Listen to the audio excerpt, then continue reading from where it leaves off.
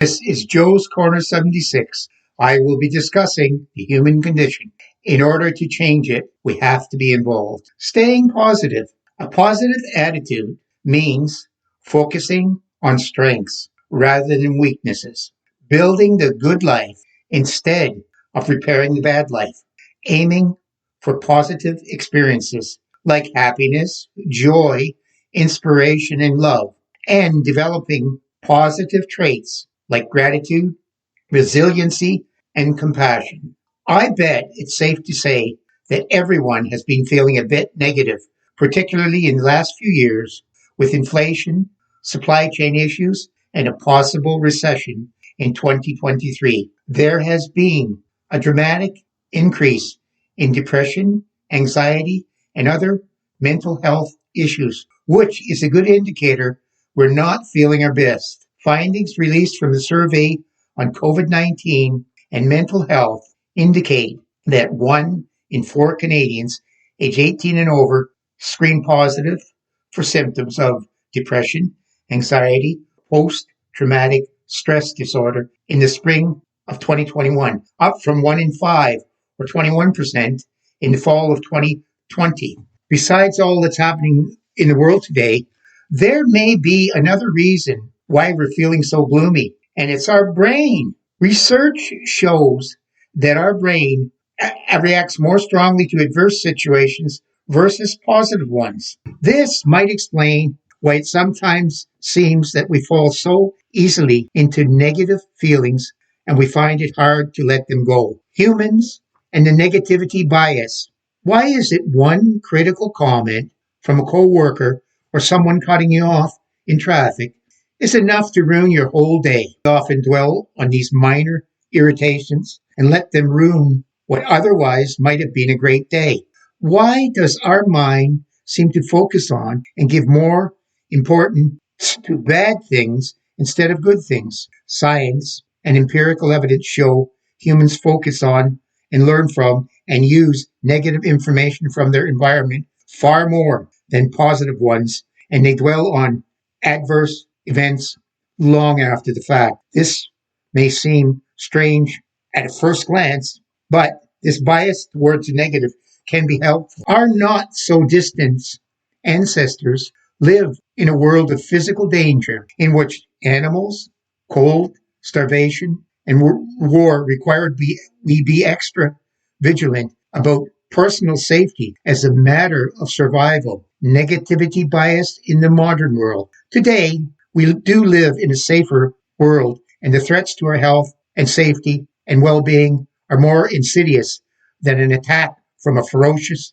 animal. Well, there are fewer threats to our health and safety, and they are usually less catastrophic. Our brains continue to look for new things to worry about. We usually scan for dangerous situations and use a lot of resources focusing our attention on them. The safety mechanism in our brains may be making the world and our daily existence seem more unpleasant than it really is. Our brains are hardwired to pay more attention to negativity, which shows why so many of us focus on the negative aspects of our lives and give little attention to the positive things, like the relief of knowing that our brains work this way. Negativity and health. Many traditional medical practices have long known about the relationship between our emotions and health, and science continues to explore this connection. A 1995 study in the Journal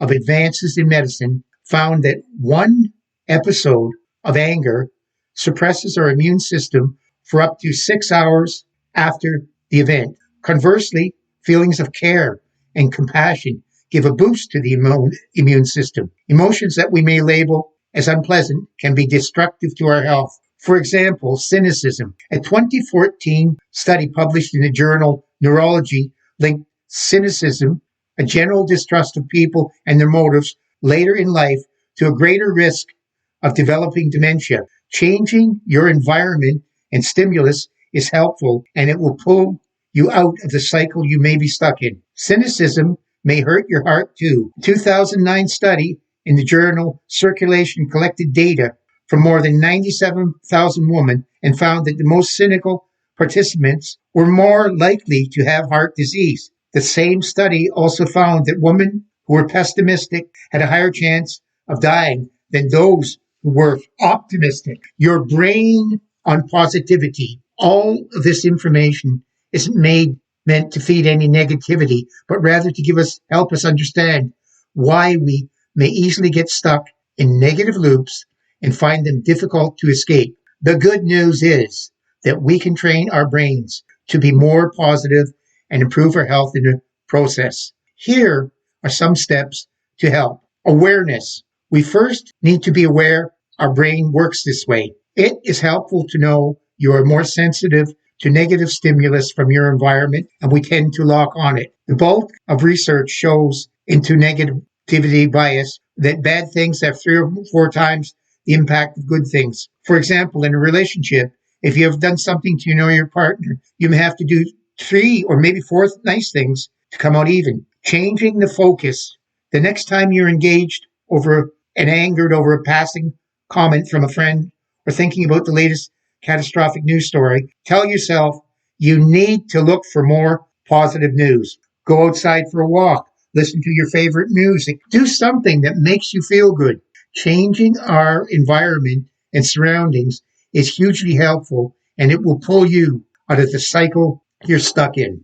Encourage and develop positivity. You might find it difficult to believe right now, but there are kinds of wonderful things, all of them happening in the world. You may not be hearing about them. Bad news dominates the airwaves, but positive stories are out there. You just have to work a little harder to find them. Another way to get a more positive mindset is to start a gratitude journal to fight against our inclination to doom and gloom.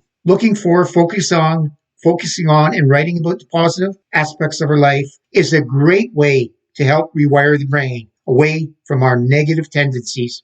By instincts, we know that negative things don't feel good and positive ones do. We can feel the effects when watching the news about wars or natural disasters. These are extreme examples, but even minor negative things can affect us and dominate our mood. This takes up valuable space in our hearts and minds. And this is where mindfulness comes in. There is beauty, love, and joy in most of our lives. We need to find it, focus on it, and encourage it to grow. Look at everyday positive things. Living another day that it always gives you another chance to change your life. Get absorbed in your hobby. An unasked for hug from your children or spouse. Patting your pet. Enjoying the beauty of nature. I know each of you can find things that make you joyful and your heart glad.